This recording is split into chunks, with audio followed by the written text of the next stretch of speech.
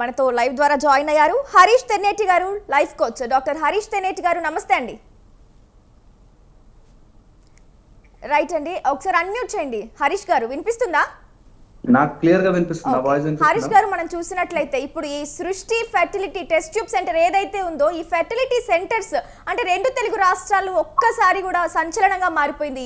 ఈ test tube centre అనేది ఏదైతే ఉందో, అంటే ఒకరేమో ఐవీఎఫ్ అంటారు, ఒకరేమో ఐయుఐ, ఇంకొకరు సరోగసి, ఇలా రకరకాల మెథడ్స్ పేర్లు చెప్పి లక్షల్లో డబ్బులు దోచేస్తున్నారు. అది కూడా ఒక ఎమోషన్ తో ఆ మోటివేట్ ఎలా చేస్తున్నారో తెలియట్లేదు, కానీ డబ్బులు అయితే దోచేస్తున్నారు లక్షల్లో. కానీ ఇప్పుడు కొత్త స్కామ్ ఏదైతే చైల్డ్ ట్రాఫికింగ్ అనే స్కామ్ అయితే వెలుగు చూస్తుంది. అంటే మనకు బయటపడింది ఒక ఇన్సిడెంటే, కానీ తెలియకుండా ఇలా ఎన్నో ఇన్సిడెంట్లు ఈ సృష్టి టెస్ట్ ట్యూబ్ సెంటర్ లో జరిగినట్లయితే తెలుస్తున్నాయి. మరి ఇలాంటి స్కామ్ నుంచి మనల్ని మనం కాపాడుకోవడానికి అసలు ఈ ఫేక్ ఫెర్టిలిటీ సెంటర్స్ ని గుర్తించడానికి ఎలాంటి జాగ్రత్తలు తీసుకోవాలంటారు? చాలా ఇంపార్టెంట్ అండి. అంటే నేను యాజ్ అన్ ఎమోషనల్ కౌన్సిలర్ ఇది చాలా కామన్ గా చూస్తుంటాను. చూసేవాళ్ళు ఈ ఫీల్ అర్థం చేసుకోకపోవచ్చు, కానీ నిజంగా అయ్యో పిల్లలు కనలేదే అనే బాధలో ఉన్న వాళ్ళకి ఇది ఒక ఎమోషనల్ గేమ్ అనమాట. ఎమోషనల్ దాంట్లో ఉంటారు, టర్మాయిన్ లో ఉంటారు. అందులో అట్లు ఇన్లాస్ నుంచి ప్రెషర్ ఉంటుంది, ఇటు ఫ్యామిలీ నుంచి ప్రెషర్, సొసైటీ నుంచి పిల్లలు లేరా అనే ప్రెషర్. దాంతో పాటు ఈ మధ్య మా దగ్గర రెగ్యులర్ గా చూస్తున్నది, హస్బెండ్ కి ప్రాబ్లం ఉంటుంది కానీ వైఫ్ మీద ప్రెషర్ చూపిస్తుంటారు. నువ్వు ఇంకా కనలేదేంటి పిల్లలని చెప్పి. అలానే వైఫ్ కి పీసీఓడి కొంచెం ఉంటుంది, ఇంకా దానికి సంబంధించిన చాలా ఎమోషనల్ స్ట్రెస్ఫుల్ దాంట్లో వెళ్ళిపోయి ఏదో ఒకటి పిల్లల్ని కనేయాలి ఇప్పుడు అర్జెంట్ గా అనే దాంట్లో ఉండిపోయి అక్కడ నుంచి ఆ ఎమోషన్ ని ఆడుకునే, ఆ ఎమోషన్ ని యూజ్ చేసుకునే వాళ్ళు చాలా ఎక్కువయ్యారు. దీంతో ప్రాబ్లం ఏమవుతుందంటే, మీరు ఎంత చెప్పినా మేము చేయడానికి రెడీ.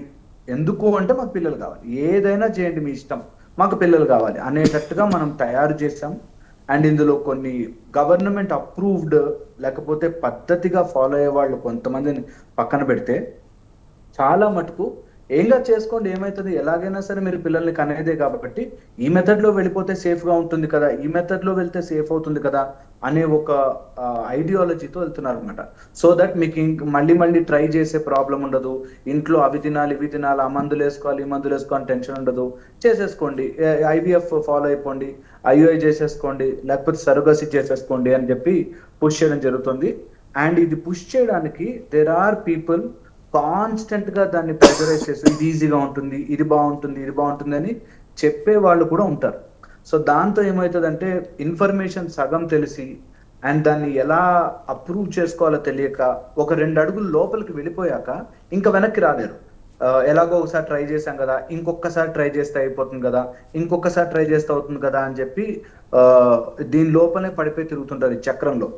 దీంతో పాటు ఏమవుతుందంటే, వాళ్ళకి ఏం జరుగుతుందో బాడీలో చేంజెస్ తెలియదు కాబట్టి, ఏదైనా ప్రాబ్లం అయితే మీ ప్రాబ్లం చాలా ఎక్కువగా ఉంది, మీకు పీసీఓడి ఎక్కువగా ఉంది, మీకు ఈ కండిషన్ చాలా జెనెటికల్ గా చాలా డేంజర్ లో ఉన్నారు, అందుకని నిలవట్లేదు మీ గర్భము, సో మళ్ళీ చేయించుకోండి, ఇంకొకసారి చేయండి, ఈసారి ఇలా డిస్కౌంట్ ఇస్తాము అనేటట్టుగా తయారవుతున్నారు.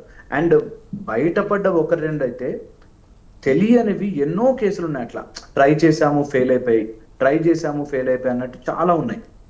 దీంతో ఎలా అవుతుందంటే, నిజంగా జెన్యూన్ గా పిల్లల కోసం ట్రై చేసే వాళ్ళ నుంచి అవసరానికి మించి న్యాచురల్ మెథడ్స్ లో ట్రై చేయకుండా పిల్లల కోసం ట్రై చేసి ఇలా ఐవీఎఫ్ ఐయు టైప్స్ లో ట్రై చేసుకోండి అని పుష్ చేసే వాళ్ళు కూడా ఉన్నారు. సో ఎప్పుడు కూడా యాజ్ ఎ లైఫ్ కోచ్ నేను చెప్పేది, ఫస్ట్ పిల్లల గురించి ఆత్రం పడకుండా నిజంగా నార్మల్ మెథడ్స్ అన్ని ట్రై చేయాలి, నెంబర్ 1. రెండోది, ఇదేదో ఒక టైప్ ఆఫ్ సొసైటల్ ప్రెషర్ పెట్టుకోకుండా, సొసైటల్ ప్రెషర్ ఒక ట్యాబు లాగా, నీకు ఇంకా పిల్లలు పుట్టలేదా అనేది ఒక ట్యాబు లాగా పెట్టుకోకుండా, దానికి న్యాచురల్ మెథడ్స్ లో ఏమేం ఫాలో అవ్వచ్చు అన్నది మనము ఎప్పుడూ చూడలేదు. ఇన్ని సెంటర్లు ఓవర్ నైట్ ఇన్ని సెంటర్లు వచ్చేసాయి. అందులో భారతీయులకి, ఇన్ని వేల కోట్ల జనాభా ఉన్న భారతీయులకి పిల్లలు పుట్టకపోవడం అనేది అసలు చాలా రేరెస్ట్ థింగ్. అలాంటిది ఇప్పుడు ప్రతి చోట చూసేసాం. మన ఆహారపు అలవాట్లు మార్చాలి, నిజంగా అవేర్నెస్ రావాలి, ఎడ్యుకేషన్ రావాలి. వీటికి సంబంధించిన బోత్ సైడ్స్, అటు మేల్ కి కానీ ఇటు ఫీమేల్ కి కానీ కావాల్సిన ఎడ్యుకేషన్ ఇవ్వకపోతే ఇది ఎన్ని రోజులకైనా సరే తప్పుదారి తీసే ఛాన్స్ ఉంటుంది. అందులో మా దగ్గరకు వచ్చే వాళ్ళలో కొంతమంది ఎలా ఉంటారంటే, మా కోడలికి గర్భం నిలవట్లేదు, మీరేమన్నా కౌన్సిలింగ్ చేయండి ఆమెకి, మీరేదన్నా చెప్పండి, ఆ అబ్బాయికి ఏదైనా చెప్పండి అని చెప్పి తీసుకొచ్చేవాళ్ళు ఇన్లాస్ ఎక్కువ మంది ఉంటారు. వాళ్ళిద్దరికి ఏం ప్రాబ్లం ఉండదు, కానీ ఈ పక్క నుంచి అత్తామామలు వచ్చారు, లేకపోతే అమ్మా నాన్న వచ్చారు, వీళ్ళు చెప్తూ ఉంటారు అన్నమాట, పిల్లలు ఎందుకు అనట్లే.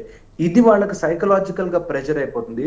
అండ్ బికాస్ ఆఫ్ ఈ రోజున్న స్ట్రెస్ఫుల్ లైఫ్, ఈ రోజున్న కాంపిటేటివ్ వరల్డ్, ఇద్దరు వైఫ్ అండ్ హస్బెండ్ వర్కింగ్, లేకపోతే ఇద్దరికి equal amount of traumatic experiences చిన్నప్పటి నుంచి ఉండి, కొంచెం పీసీఓడి ఇష్యూ కూడా పెద్దదిగా చూసుకుని ఏజ్ అయిపోతుంది అని చెప్పి 34 ఇయర్స్ కి కూడా ఐవీఎఫ్ లు ట్రై చేసిన వాడిని చాలా మందిని చూస్తున్నాం. సో ఇది తప్పు పరిస్థితి. ఇది ఎట్టి పరిస్థితుల్లోనూ ముందుకెళ్ళకూడదు. ఒకవేళ ఏదైనా హాస్పిటల్ కి వెళితే కంపల్సరీగా వాళ్ళ డిగ్రీ వెరిఫికేషన్ చేసుకోవాలి, నెంబర్ 1. రెండోది, ఖచ్చితంగా దానికి సంబంధించిన ఒపీనియన్స్, దానికి సంబంధించిన ప్రయత్నము న్యాచురల్ మెథడ్స్ లో చేశాక, అది ఫెయిల్ అయ్యాకనే ఇన్ ఫ్యూచర్ లో వెళ్ళేటట్టుంటే అలాంటి ప్రొసీజర్స్ ఫాలో కావాలి. అందులో సరుగసీస్ ఇంకా ఫర్దర్ గేమ్ అయిపోయింది. సో అది మాత్రం వెరీ వెరీ కేర్ఫుల్ గా ఉండాలి. అటు గర్భం తీసుకునే వాళ్ళు అక్కడి నుంచి గేమ్ అవుతుంది, ఇక్కడ గర్భం కోసం ట్రై చేసే వాళ్ళు అవుతుంది, అండ్ అట్ హాస్పిటల్ సైడ్ నుంచి అవుతుంది.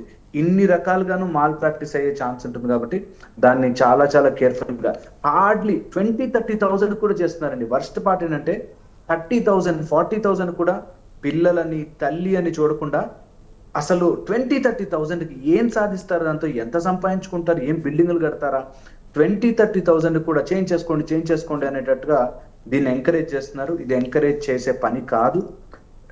న్యాచురల్ మెథడ్స్ లోనే ట్రై చేసుకోవాలి. అదేదో ట్యాబుగా, ఇప్పుడు పిల్లలు కనకపోతే మాకు ఏమైపోతుందో అనే హడావిడిలో, అనే టెన్షన్ లో పిల్లల్ని కనకూడదు. యాజ్ ఎ లైఫ్ కోచ్ నేను ఈ మాట పదే చెప్తాను, దట్ మీరు ఏదో భయముతో నన్నేమనుకుంటారో, టైం అయిపోతుందో, ఇలాంటి విషయం కోసం పిల్లల్ని కనకండి. ఇది చాలా రైట్. చాలా ఇంపార్టెంట్.